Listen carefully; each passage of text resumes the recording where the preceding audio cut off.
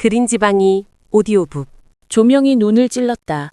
하얀 빗줄기가 무대 위로 쏟아지는 순간 나는 마이크를 움켜쥔 손에 땀이 배는 걸 느꼈다. 관객석에서는 환호성이 터져 나왔다. 내 이름을 외치는 소리들. 철수! 철수! 귀를 찢을 듯한 박수 소리. 나는 웃었다. 입꼬리가 찢어질 것처럼 활짝. 진짜 웃기지 않아요? 목소리가 떨렸지만 나는 계속 웃으며 말을 이었다. 노래 하나 잘했다고 인생이 통째로 뒤집히는 세상이라니. 관객들이 웃었다. 그들은 내가 경손을 떨고 있다고 생각했을 것이다. 하지만 나는 진심으로 웃기다고 생각했다. 36회를 살면서 그중 20회를 노래에 바쳤고 그 20회 동안 나는 단 한 번도 이런 무대에 서본 적이 없었으니까. 내 이름은 김철수. 평범하기 짝이 없는 이름, 평범하기 짝이 없던 인생. 그런 내가 지금 이 자리에 서 있다는 게 정말로 웃기지 않은가? 12살 때 일이다. 우리 동네 연못가 노래자랑에서 나는 1등을 했다. 상금은 10,000원짜리 문화상품권 5장. 어머니는 내 머리를 쓰다듬으며 말씀하셨다. 우리 철수, 목소리 좀 봐라. 진짜 듣기 좋다. 그날 밤 나는 문화상품권을 베개 밑에 깔고 잤다. 꿈속에서 나는 텔레비전에 나오는 가수였다. 반짝이는 옷을 입고 수백 명의 관객 앞에서 노래를 불렀다. 박수 소리가 천둥처럼 울렸다. 그게 내 인생의 최고 전성기였다. 13살, 14살, 15살. 매년 노래자랑에 나갔고 매년 1등을 했다. 동네 사람들은 나를 보면 어머, 저기 노래 잘하는 애다 하고 수근거렸다. 나는 그 시선들이 좋았다. 마치 내가 특별한 사람이 된 것만 같았다. 고등학교 3학년 어느 봄날 담임선생님이 진로 상담을 하셨다. 철수야, 너 대학은 어디 갈 거니?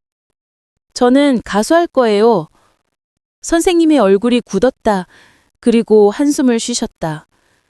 그 한숨 소리가 아직도 귓가에 맴돈다. 철수야, 세상이 그렇게 호락호락하지 않단다. 노래는 취미로 하고 안정적인 직장을 가져라. 하지만 나는 듣지 않았다. 아니, 들을 수가 없었다. 노래 말고는 아무것도 할 줄 아는 게 없었으니까. 성적은 중하위권, 특기는 노래. 그게 나의 전부였다. 졸업식이 끝나고 며칠 뒤 나는 어머니께 말씀드렸다. 엄마, 저 서울 갈 거예요. 가수 할 거예요. 어머니는 밥그릇을 내려놓으셨다. 눈가가 빨개졌다. 이놈아, 차라리 공무원 공부를 해라. 노래로 밥 먹고 사는 게 얼마나 힘든 줄 아냐? 엄마, 저 노래밖에 못해요. 그래서 더 안 된다는 거다. 어머니의 목소리가 떨렸다. 나도 떨렸다. 하지만 나는 고집을 꺾지 않았다. 고집이라기보다는 달리 갈 곳이 없었다. 서울행 버스에 몸을 실었을 때 나는 두렵기보다 설렜다. 창밖으로 스쳐 지나가는 논밭, 산, 작은 마을들. 저 모든 것이 작아지고 나는 점점 커질 거라고 믿었다. 고속버스 터미널에 내려서 처음 맡은 서울 공기는 배기가스 냄새였다. 사람들은 모두 바빴다. 아무도 나를 쳐다보지 않았다. 나는 작은 가방 하나를 들고 친구 집에 얹혀 살기 시작했다. 첫 번째 도전은 오디션 프로그램이었다. 당시 유행하던 노래의 별 시즌 3. 나는 열흘 밤을 꼬박 새워 연습했다. 목이 쉬어도 입술이 갈라져도 노래했다. 예선날 대기실은 꿈을 가진 사람들로 가득했다. 모두가 나처럼 반짝이는 눈을 하고 있었다. 모두가 나처럼 떨고 있었다. 142번 김철수. 이름이 불렸다. 심장이 터질 것 같았다. 무대 위로 걸어가는 발걸음이 천근만근이었다. 심사위원 3명이 나를 바라보았다. 무표정한 얼굴들. 시작하세요. 나는 숨을 깊이 들이마셨다. 그리고 불렀다. 내가 가장 자신 있는 노래, 이승철의 그런 사람 또 없습니다. 목소리가 울려 퍼졌다. 감정을 담아 영혼을 담아 불렀다. 노래가 끝났다. 잠깐의 침묵. 그리고 심사위원 한 명이 말했다. 목소리는 나쁘지 않은데 너무 평범해요. 요즘 트렌드에는 안 맞는 것 같아요. 다음 분. 네? 그게 다음 분이요. 아, 네. 나는 무대 밖으로 쫓겨났다. 손이 떨렸다. 평범하다고? 트렌드에 안 맞는다고? 그래도 나는 포기하지 않았다. 예선을 통과했고 2차, 3차까지 올라갔다. 텔레비전 카메라 앞에 섰다. 방송 날짜를 손꼽아 기다렸다. 방송이 나갔다. 내 모습이 화면에 비친 시간은 정확히 5초. 심사위원이 버튼을 누르는 장면, 그리고 내가 고개를 숙이는 모습. 끝. 친구들이 문자를 보냈다. 야, 너 나왔더라? 근데 왜 떨어졌어? 노래 괜찮았던 것 같은데? 어머니는 전화로 울먹이셨다. 우리 철수 고생했다. 그래도 텔레비전에 나왔잖니. 나는 대답할 수 없었다. 목이 메였다. 기획사 문을 두드리기 시작했다. 크고 작은 기획사, 이름도 못 들어본 기획사까지. 나는 이력서와 데모 음원을 들고 무작정 돌아다녔다. 첫 번째 거절.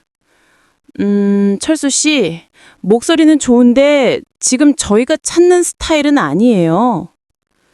10번째 거절. 요즘은 댄스도 잘해야 하거든요. 철수 씨, 춤은 출 줄 아세요? 20번째 거절. 솔직히 말씀드리면 비주얼이 조금... 아시죠?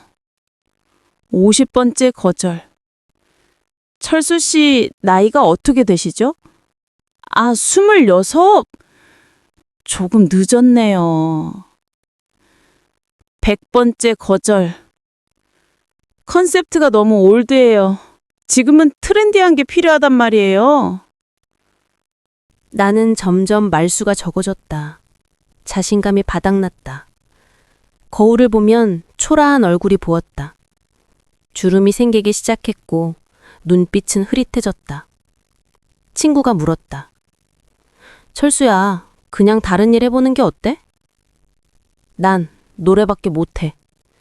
그래도 사람이 먹고는 살아야지. 먹고 살려고 노래하는 거 아니야. 노래 안 하면 죽는 거야. 친구는 아무 말도 하지 못했다. 나도 내 말이 너무 비장하다고 생각했지만 그게 진심이었다. 27살.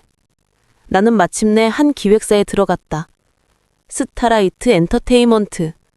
홈페이지도 없고 사무실은 신림동 빌라 2층이었다. 대표는 40대 중반의 남자였는데 담배 연기와 술 냄새를 풍겼다. 철수 씨, 우리 회사는 작지만 알차요. 열심히 하면 기회 줄게.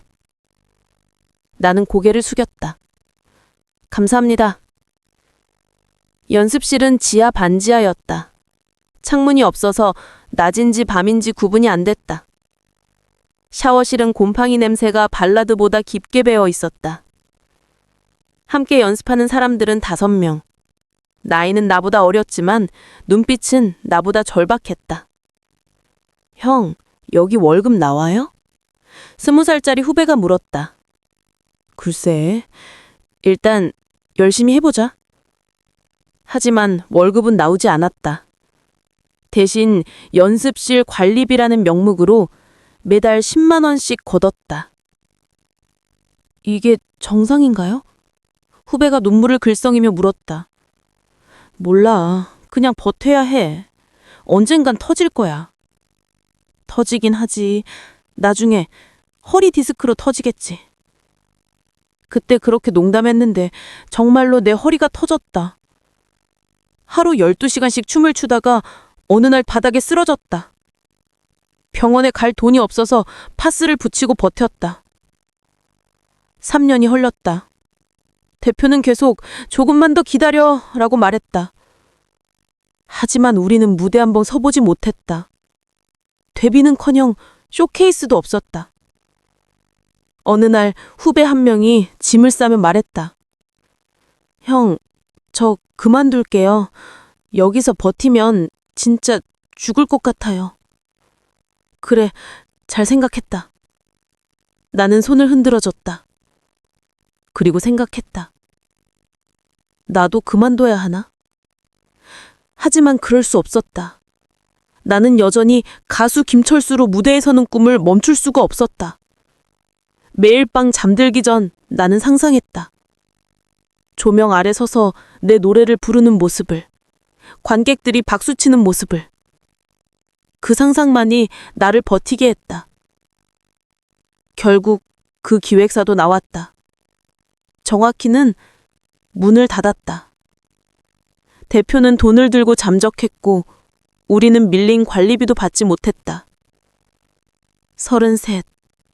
나이트클럽에서 마이크를 잡았다. 술 취한 사람들 앞에서 트로트를 불렀다. 노래가 끝나면 몇몇 사람들이 지폐를 건넸다.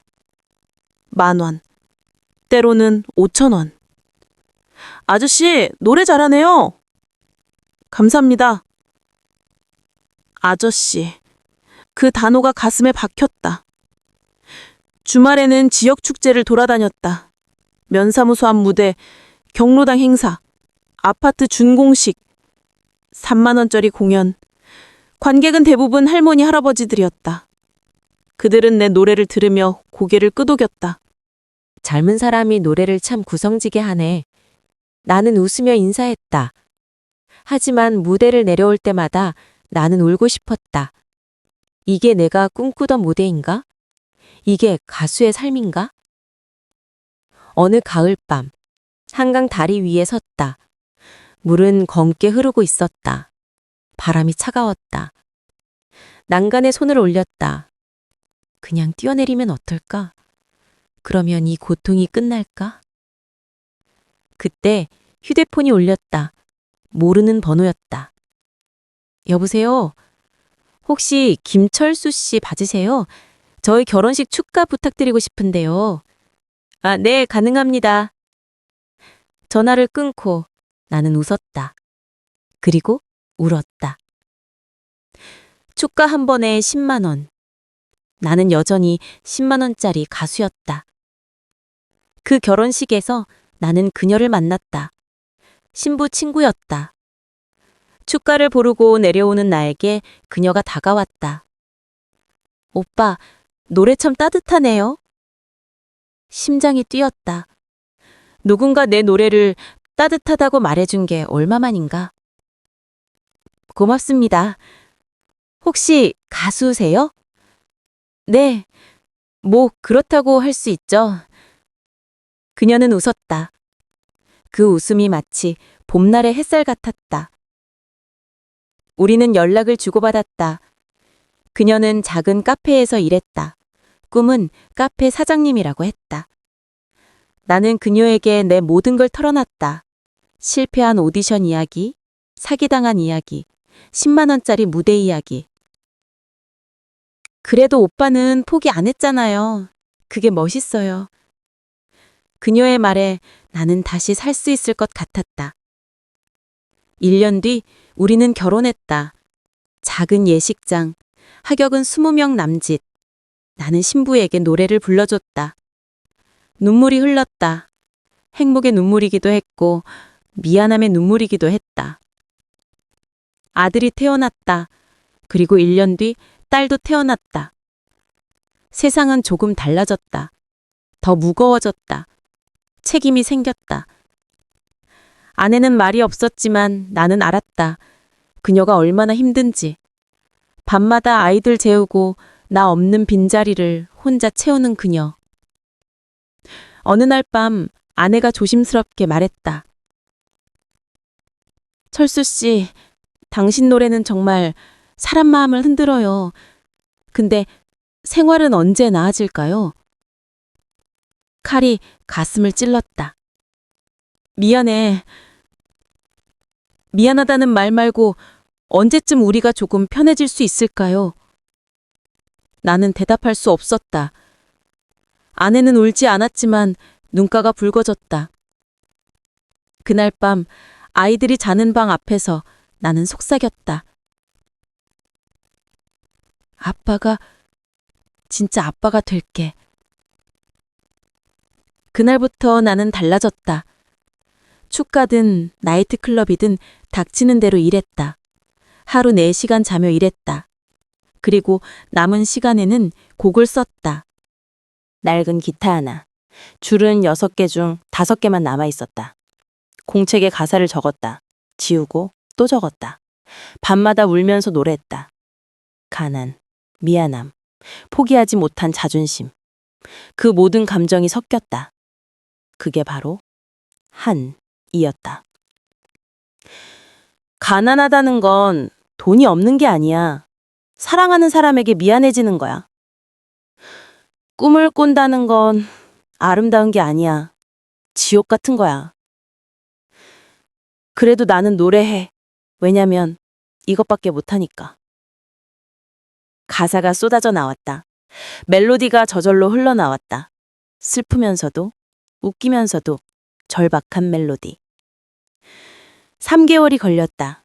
마침내 곡이 완성됐다. 제목을 뭐라고 붙일까 고민하다가 문득 떠올랐다. 그래, 제목은 한방이다. 한방.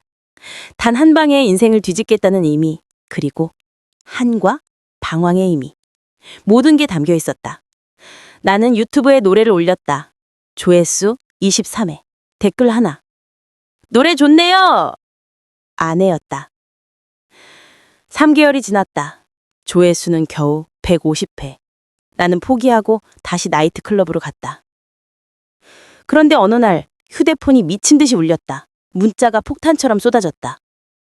형, 너 떴어! 철수야, 유튜브 봐봐! 뭔 소리지? 유튜브를 켰다.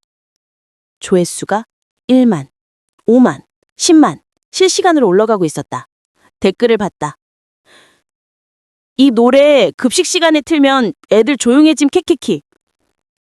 묘하게 중독됨 드드드. 할머니도 따라 부르심 캐캐키 레전드. 이게 그 밈송 원곡임?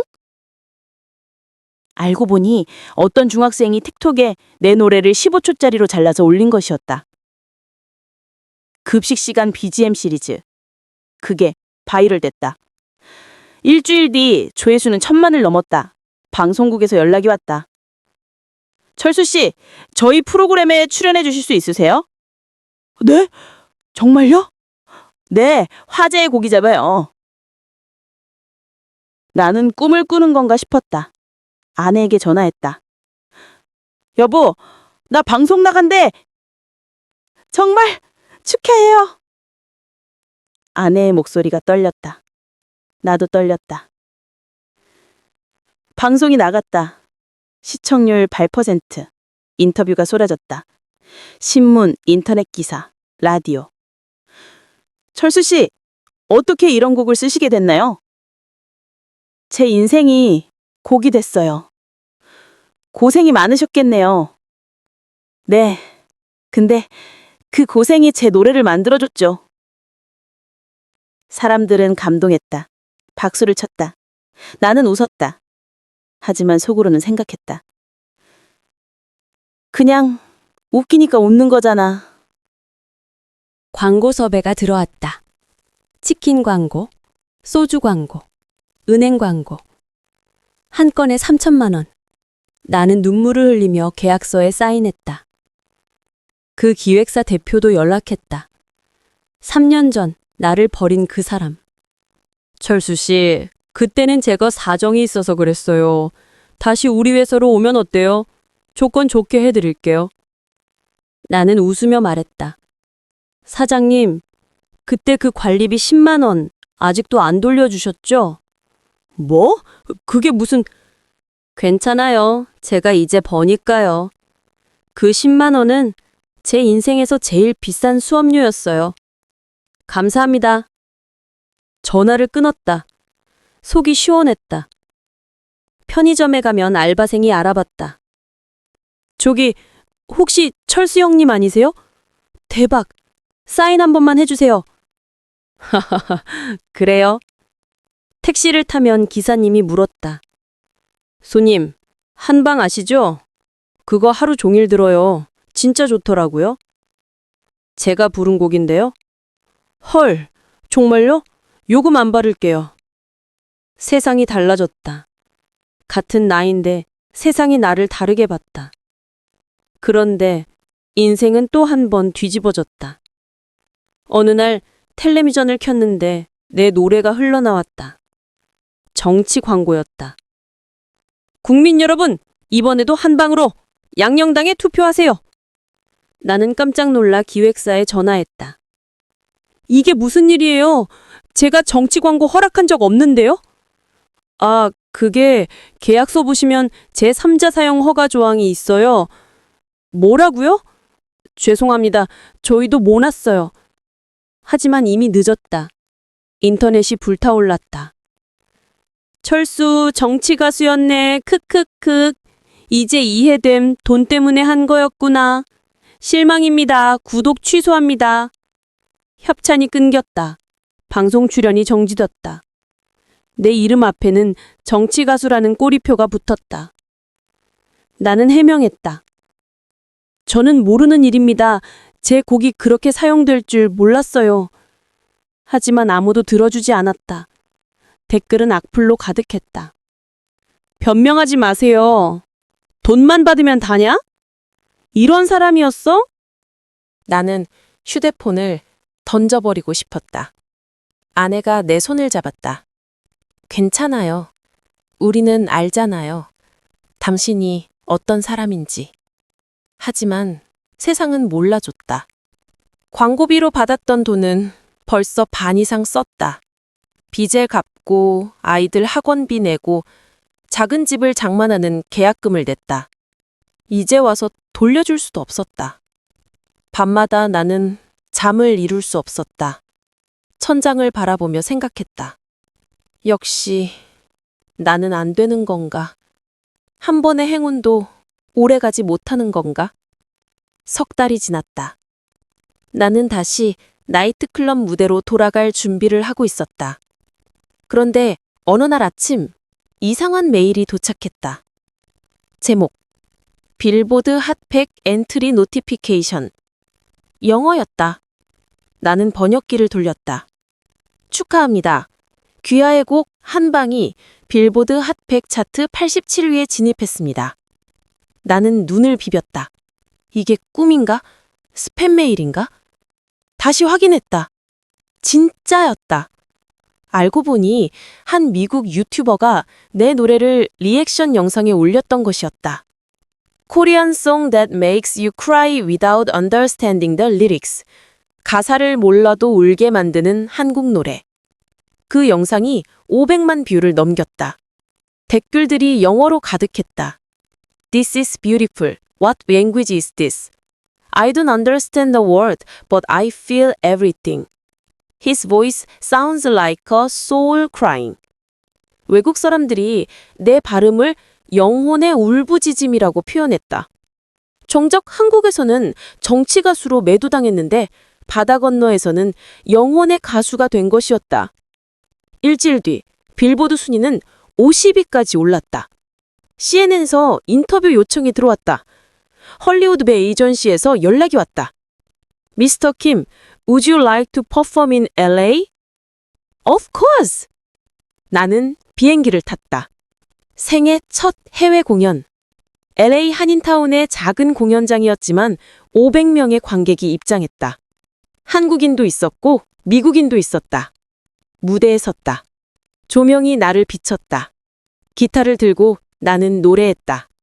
한 방에 모든 걸 걸었어. 관객들이 따라 불렀다. 한국말을 모르는 사람들도 발음을 흉내내며 따라 불렀다. 노래가 끝나자 기립박수가 터져 나왔다. 나는 울었다. 무대 위에서, 관객들 앞에서 펑펑 울었다. 땡큐, 땡큐 so much. 그날 밤 호텔방에서 아내에게 영상통화를 걸었다. 여보, 나 미국에서 공연했어. 사람들이 박수 쳐줬어. 고생했어요. 당신 목소리 들으니까 다 잊혀요. 아내의 얼굴도 눈물범벅이었다. 한국에 돌아왔을 때 분위기가 달라져 있었다. 해외에서의 성공 소식이 역수입된 것이었다. 철수, 빌보드 50위 진입 한국 가수 쾌거. 정치 논란은 오해였다. 계약서 조항 문제 밝혀져. 해외가 먼저 알아본 진짜 실력파. 사람들은 손바닥 뒤집듯이 태도를 바꿨다. 어제까지 욕하던 사람들이 오늘은 칭찬했다. 철수님, 처음부터 응원했어요. 역시 실력은 숨길 수 없네요. 나는 쓴웃음을 지었다. 세상은 참 간사했다.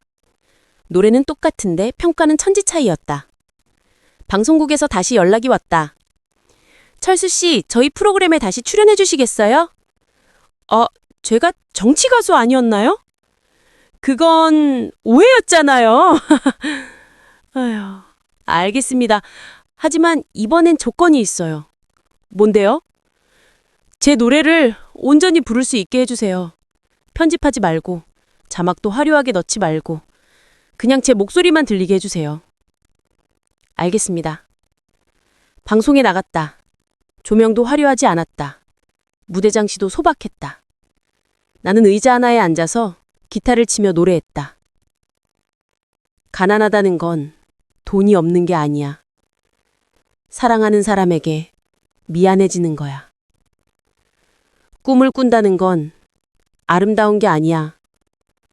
지옥을 걷는 거야. 그래도 나는 노래해. 왜냐면 이것밖에 못하니까. 스튜디오가 조용했다. 카메라 감독도, PD도, 관객도 모두 숨을 죽이고 들었다. 노래가 끝나자 잠깐의 정적, 그리고 박수. 한 관객이 손을 들었다. 철수 씨, 질문 하나만 할게요. 네, 말씀하세요. 그동안 정말 힘들지 않으셨어요? 나는 잠시 생각했다. 그리고 웃으며 대답했다. 힘들었죠. 근데 알았어요. 힘든 게 나쁜 게 아니라는 걸. 그 힘듦이 제 노래를 만들어줬거든요. 만약 제가 처음부터 성공했다면 이런 노래는 못 만들었을 거예요. 박수가 터져 나왔다. 하지만 나는 속으로 생각했다. 사람들은 결국 보고 싶은 것만 보는구나. 내가 진짜 힘들 때는 아무도 안 봤으면서. 집에 돌아왔다. 아이들이 뛰어나와 안겼다. 아빠, 텔레비전 봤어요. 그래? 어땠어? 좋았어요. 근데 아빠, 우리 치킨 먹으러 갈까요? 나는 웃었다. 아이들에게 나는 여전히 치킨 사줄 수 있는 아빠일 뿐이었다. 빌보드든 방송이든 상관없이. 아내가 저녁을 차려놨다.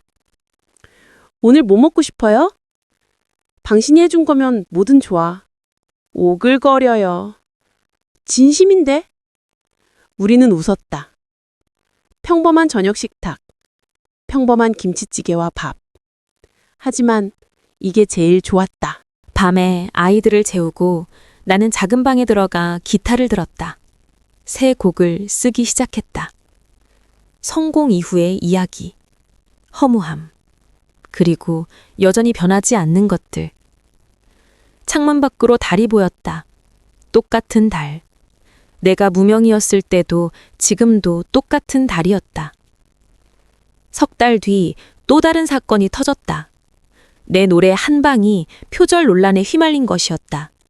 누군가 20년 전 일본 곡과 멜로디가 비슷하다고 제기했다.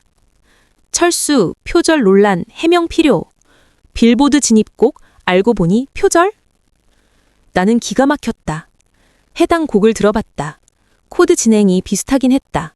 하지만 멜로디는 완전히 달랐다. 이건 우연의 일치예요. 음악을 하는 사람이면 알아요. 코드 진행은 한정적이잖아요. 하지만 누리꾼들은 들끓었다.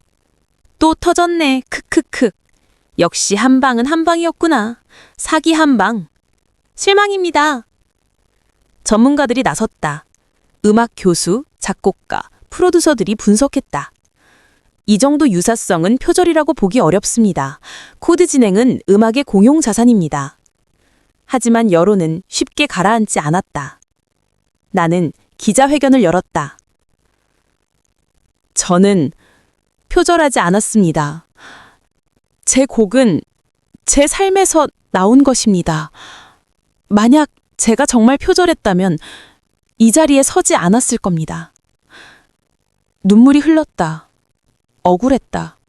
진짜 힘들게 만든 곡인데 왜 자꾸 이런 일이 생기는 걸까? 결국 법적 검토 끝에 표절 아님 판정이 났다. 하지만 상처는 남았다. 그 모든 소동이 끝나고 나는 생각했다. 이게 인생이구나. 성공하면 끝이 아니었다. 성공한 뒤에도 또 다른 시험이 기다리고 있었다. 질투, 논란, 오해. 그 모든 것을 견뎌내야 했다. 어느 날 한 젊은 친구가 나를 찾아왔다. 22살, 가수 지망생이었다. 형님, 저도 가수가 되고 싶은데요. 조언 좀 해주세요. 나는 그 친구의 눈을 봤다. 내가 20살 때와 똑같은 눈빛이었다. 반짝이고 간절하고 순진한 눈빛. 가수 하고 싶어? 네. 그럼 하지 마. 네? 농담이야. 하고 싶으면 해. 근데 각오해야 돼. 이건 지옥이야. 진짜 지옥. 대부분은 성공 못해. 나처럼 운 좋은 경우는 드물어. 그리고 성공해도 끝이 아니야. 또 다른 지옥이 기다리고 있어. 친구의 얼굴이 굳었다. 그래도 하고 싶어요. 나는 웃었다. 그래, 그 정도 각오면 됐어. 노래 한번 들어볼게. 친구가 노래를 불렀다. 목소리가 좋았다. 감정도 풍부했다. 하지만 부족했다. 아직 인생이 녹아있지 않았다. 잘하네. 근데 아직 멀었어. 더 살아봐야 돼. 더 아파봐야 돼. 그래야 진짜 노래가 나와. 알겠습니다. 친구가 돌아간 뒤 나는 생각했다. 나는 과연 그때의 나에게 뭐라고 말해줄 수 있을까? 아마 똑같이 말했을 것이다. 하지 마. 근데 정말 하고 싶으면 각오해. 세월은 빠르게 흘렀다. 한방은 여전히 사랑받는 곡이 되었다. 해외 투어도 다녀왔다. 일본, 중국, 동남아시아. 어딜 가든 사람들은 내 노래를 따라 불렀다. 하지만 나는 여전히 그 작은 집에 살았다. 아이들은 여전히 동네 학교를 다녔다. 아내는 여전히 김치찌개를 끓였다. 철수 씨, 이제 큰 집으로 이사 가도 되는 거 아니에요? 여기가 좋은데? 여기서 곡 썼잖아. 여기가 내 뮤즈야. 뮤즈래요. 곰팡이 냄새 나는 곳이. 그 냄새가 예술이지. 우리는 웃었다. 두 번째 앨범을 준비했다. 이번에는 더 솔직한 이야기를 담았다. 성공 이후의 허무함, 여전히 남아있는 불안, 그리고 변하지 않는 사랑. 타이틀곡 제목은 그래도였다. 그래도 나는 노래해. 그래도 너는 곁에 있어. 그래도 우리는 살아가. 그래도 앨범 발매일. 나는 작은 라이브 카페에서 공연을 열었다. 큰 공연장도 대관할 수 있었지만 나는 일부러 작은 곳을 택했다. 여러분, 저는 여기가 좋아요. 여러분 얼굴이 다 보이거든요. 관객은 100명 남짓. 하지만 모두가 진심으로 내 노래를 들어줬다. 박수가 터져나올 때마다 나는 감사했다. 공연이 끝나고 한 할머니가 다가왔다. 철수 씨, 제가 당신 동네 노래자랑 때부터 봤어요. 네? 정말요? 그래요. 그때도 잘했는데 지금은 더 잘하네요. 그동안 고생 많았어요. 할머니의 손이 주름투성이었다. 그 손을 잡았더니 눈물이 났다. 할머니, 감사합니다. 아니에요. 내가 고마워요. 당신 노래 들으면 내 젊은 날 생각나거든요. 다시 처음으로 돌아왔다. 무대 위, 조명 아래, 마이크를 쥔 채. 진짜 웃기지 않아요? 나는 관객들을 바라봤다.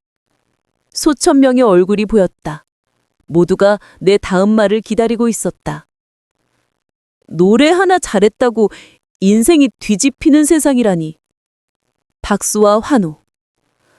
근데 말이에요. 나는 잠시 멈췄다. 세상은 노래 하나로 사람을 왕으로 만들어요. 그리고 그 다음날 광대로 만들어요. 정치인으로 만들어요. 표절범으로 만들어요. 그리고 또 영웅으로 만들어요. 웃음이 터졌다. 근데 진짜 웃긴 건요. 제가 부르는 노래는 처음부터 끝까지 똑같았다는 거예요. 세상이 저를 바꾼 게 아니라 세상이 저를 보는 눈이 바뀐 거죠. 박수가 점점 커졌다. 그래서 저는 깨달았어요. 결국 중요한 건 세상이 나를 어떻게 보느냐가 아니라 내가 나를 어떻게 보느냐더라고요. 나는 기타를 들었다. 오늘 제가 부를 노래는 제가 제일 힘들 때 만든 곡이에요. 아무도 알아주지 않을 때, 아무도 들어주지 않을 때, 그때 만든 곡이에요. 첫 줄을 튕겼다. 한 방에 모든 걸 걸었어. 수천 명이 따라 불렀다. 한국말로, 영어로, 일본어로. 발음은 제각각이었지만 마음은 하나였다. 노래가 끝났다. 나는 마지막으로 말했다. 아, 그리고요. 관객들이 조용해졌다. 그 10만 원 아직도 못 돌려받았습니다. 장내가 폭소로 터졌다. 나도 웃었다. 진심으로. 조명이 꺼졌다. 박수 소리가 계속 들렸다. 나는 무대 뒤로 걸어가며 생각했다. 인생은 한 방이 아니었어. 수천 방이었어. 매일 맞으면서, 매일 일어서면서, 그렇게 여기까지 온 거야. 대기실에서 아내가 기다리고 있었다. 아이들도 함께였다. 아빠, 멋있었어요. 그래? 고마워. 아들이 물었다. 아빠, 나중에 나도 가수 될 수 있어? 나는 웃으며 대답했다. 할 수 있지. 근데 아빠처럼 고생할 각오 돼? 응. 그래. 그럼 아빠가 가르쳐 줄게. 세상에서 제일 중요한 거. 포기하지 않는 법. 아내가 내 손을 잡았다. 고생했어요. 아니야. 이제 시작이야. 우리는 함께 걸었다. 대기실을 나와 주차장으로. 평범한 차를 타고 평범한 집으로 돌아갔다. 하지만 그 평범함 속에 비범한 이야기가 담겨 있었다. 그리고 그 이야기는 계속될 것이었다. 3년 뒤, 나는 그 연습생 시절 기획사 건물 앞에 섰다. 건물은 여전히 낡아 있었다. 페인트가 벗겨지고 간판도 떨어져 있었다. 나는 주머니에서 봉투를 꺼냈다. 안에는 10만 원이 들어 있었다. 그리고 쪽지 하나. 사장님께 그때 그 10만 원 여기 놔둡니다. 제가 갚을게요. 그리고 감사합니다. 그 지옥 덕분에 제가 여기까지 왔습니다. 김철수. 봉투를 문틈에 끼워두고 나는 돌아섰다. 하늘을 봤다. 구름이 흘러가고 있었다. 나도 흘러가고 있었다. 계속 앞으로. 노래를 흥얼거렸다. 그래도 나는 노래해. 그래도 우리는 살아가. 한 방이 아니어도 괜찮아. 수천 방을 맞아도 괜찮아. 왜냐면 우리는 여전히 서 있으니까. 그리고 걸었다. 다음 무대로.